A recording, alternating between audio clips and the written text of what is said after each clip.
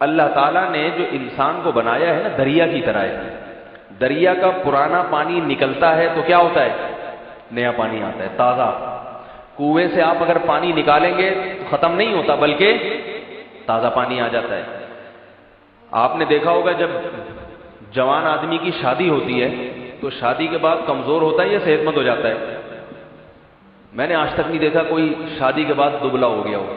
جتنے بھی ہیں شادی کے بعد چہرے پہ نور آ جاتا ہے، حالانکہ ان کی توانائی پہلے سے زیادہ یوٹیلائز ہوتی ہے. ہونا تو ان کو کمزور ہونا چاہیے، لیکن کمزور ہونے کے بجائے کیا ہو جاتے ہیں بھائی؟ اور صحت مند ہو جاتے ہیں. وجہ اس کی یہ ہے کہ جسم کے جتنے فاسد جو مادے ہیں نا جسم کے، وہ سارے جسم سے باہر خارج ہو جاتے ہیں.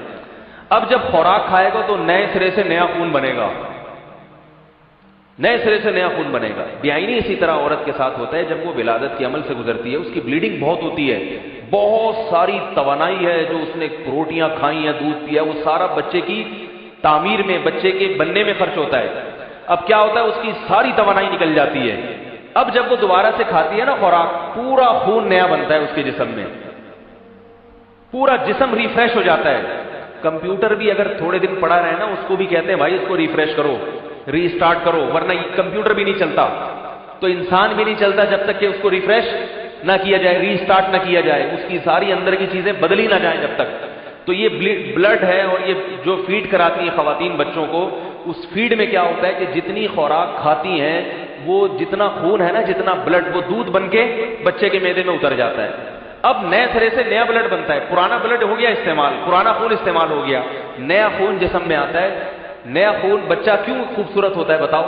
اس میں نیا خون ہوتا ہے. اور بوڑھے کیوں خوبصورت نہیں ہوتے؟ ان میں خون کسی میں 40 سال پرانا، کسی میں 50 سال پرانا. جتنا پرانا خون ہوگا اتنا بڑھاپا. بولو نا کیا ہو گیا بھائی؟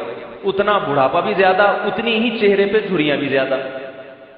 تو جب جو عورت اپنے بچے کو باقاعدہ فیڈ کراتی ہے اور اس عمل سے، ولادت کے عمل سے گزرتی رہتی ہے، اس کا خون ریفریش ہوتا رہتا ہے، نیا خون بنتا رہتا ہے.